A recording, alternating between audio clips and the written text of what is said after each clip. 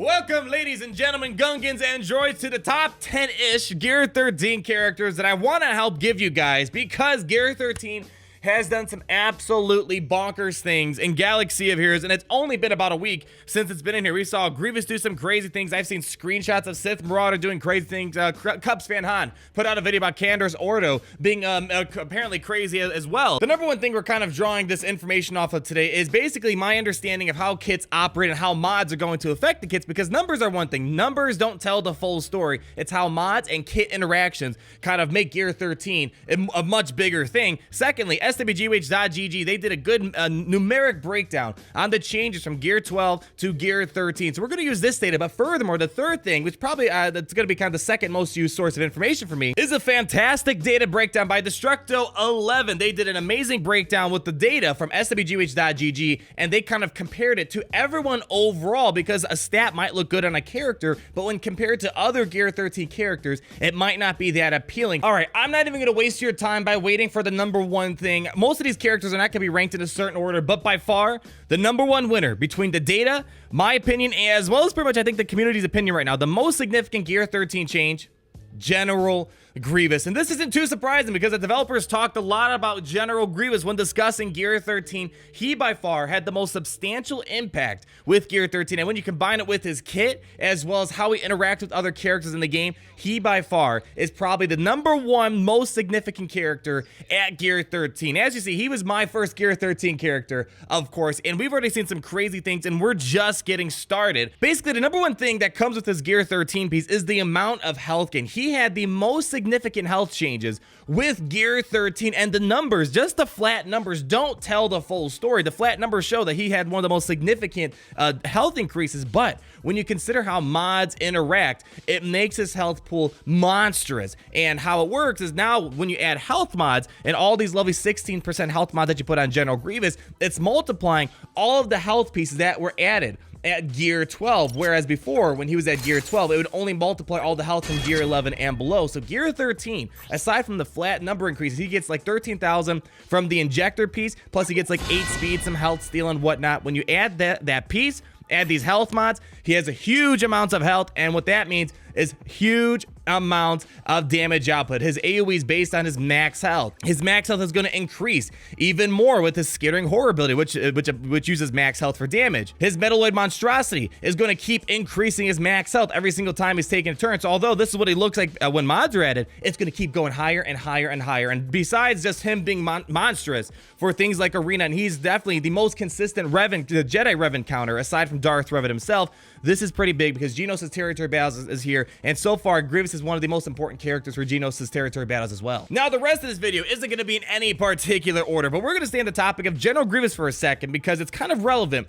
Magna Guard, he was a character that also got some very good Gear 13 improvements, which is going to pair well with the General Grievous's improvements and with Magna Guard's most recent rework, where he's going to taunt a lot more, protect General Grievous by hiding him and his fellow Separatist droids under stealth. It's a very important, just from a kit perspective, having Magna Guard become more survivable is going to help you out, because he's going to attack out of turn, taunt a lot. But mainly, with his improvements here, he's getting some extra health, which is nice. The speed is okay, but really the things that are going to help are the defensive attributes, such as armor, resistance, and he's also going to get potency, some more target lock, hopefully, and stuns, and some extra tenacity and health steal. So again, survivability-based things. And also, Magna Guard got a nice protection bump, because he's a legacy character. We talked about this, the best Gear 12 legacy characters that got a protection bump with the recent update. So between his legacy protection upgrades as well as his Gear 13 piece and how it's one of the better ones compared overall, this is another pretty obvious choice if you're trying to make the Separatist droids better, because Separatist droids are becoming an important faction in this game for a variety of game modes, and they're one of the best Grand Arena teams if you want to kind of think from a Grand Arena perspective. And staying on the topic with Separatist droids one more time, again, the data, not just my opinion,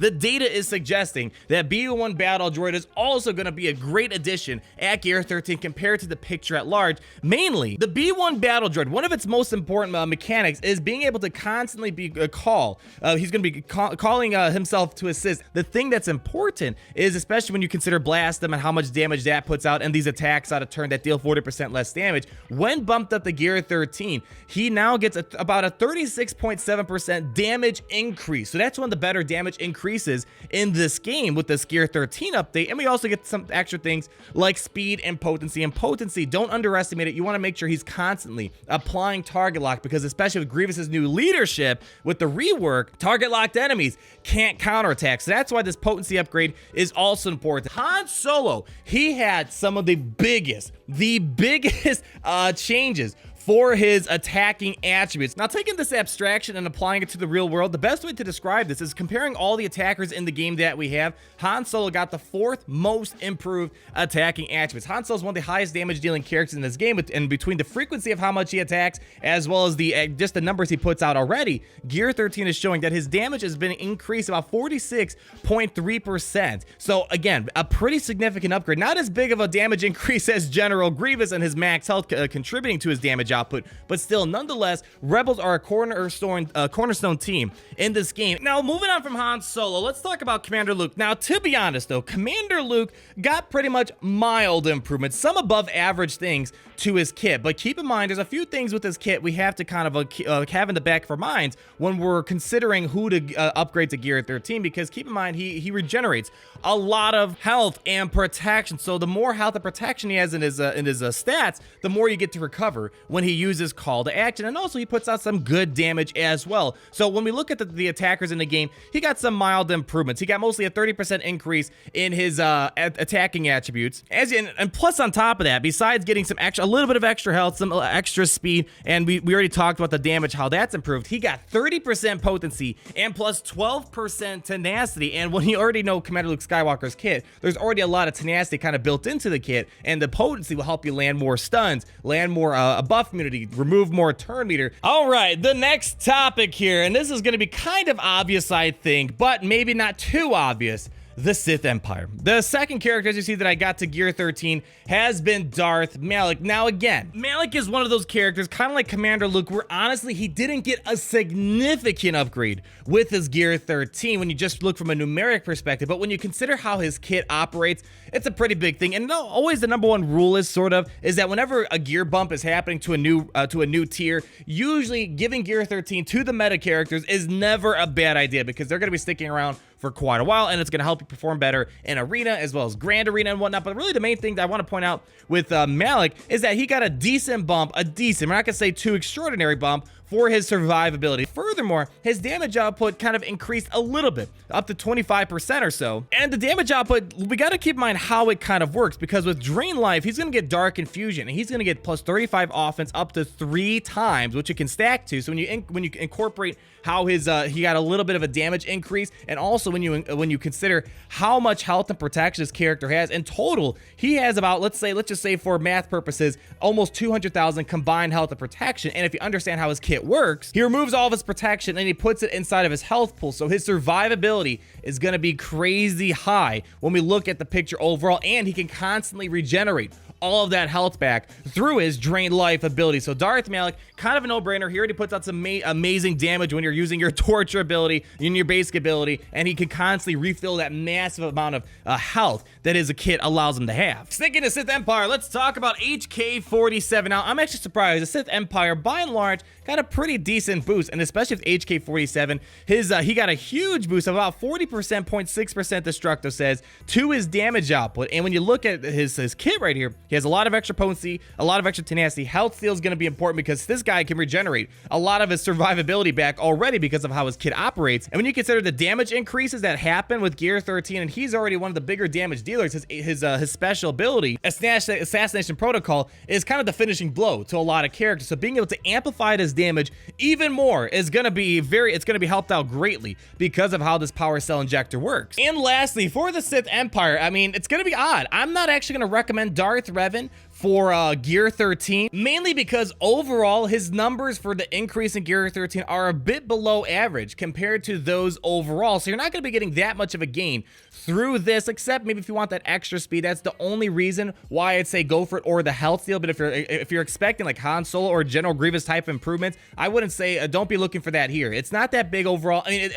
it won't go to waste. If you want to give it to Darth Revan, it's not a bad investment, but I'm just telling you the most significant improvements to good characters, Darth Revan might not be one of those. But the character I do want to bring out is going to be Bastila Shan Fallen. From a numeric perspective, her damage got better. She got about a 31.1% increase in her damage output. So So that's going to help because she already puts out some massive damage. And when you consider things like Wild Lightning, it's already bad enough as it is at gear 12. It gets even more monstrous over at gear 13. So from a numeric standpoint, it got better. Although her survivability didn't increase that much. So she still is kind of a frailly character sort of compared to everyone else at gear 13. But the thing I really want to point out, it's so minor and a lot of characters get this, that speed increase is actually more important than it seems like, because right now in this Darth Revan meta we have right now, in mirror matches, usually the faster Basilisk Shan is going to win the battle. And just in general, you want a fast Basilisk Shan to shut down other teams. There's a lot of teams that revolve around trying to apply debuffs and whatnot and counter attacks, and the faster you can get Corrupted Battle Meditation out, the better. Now, the first one I want to start talking about in our mishmash list is Kylo Ren Unmasked. Now, Kylo Ren Unmasked has been he's another one of those staple characters in the game. I've recommended his Zeta so many times.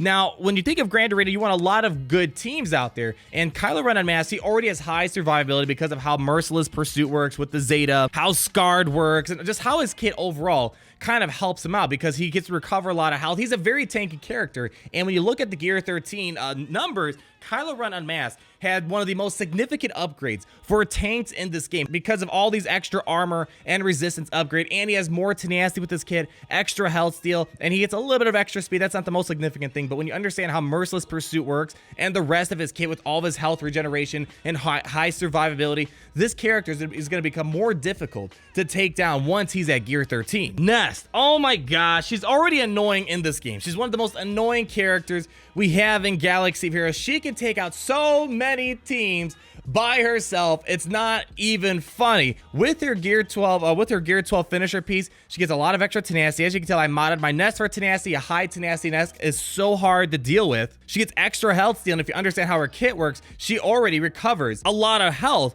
through her abilities right here when you slap on the Zeta on her. So this character already has high survivability, and she's a high damage output character. And the last two on my top 10 list I want to bring up pertain to the Night Sisters. Now, I don't have Old Daka at gear 12, unfortunately, so I can't show you the exact piece, but Old Daka is one of the clear winners in terms of a data perspective and a kit perspective that I have to throw on this list, mainly because, first of all, her survivability increased a ton, and she's going to be harder to take out, but furthermore, she gets a ton of extra health increases once at gear 12. Once you add the gear 12 finisher, and then when you consider modding her for maybe a lot of health and whatnot, she's going to have a very high health pool, more survivability. When you consider how her kit operates, when she has this massive health pool, her abilities such as Chant of Resurrection is going to get even better because when she heals, she helps allies recover 50% of Old Daka's max health. So she gets a big health increase, and plus she's one of those legacy characters, so she got a little bump in protection and whatnot. But in terms of health increases,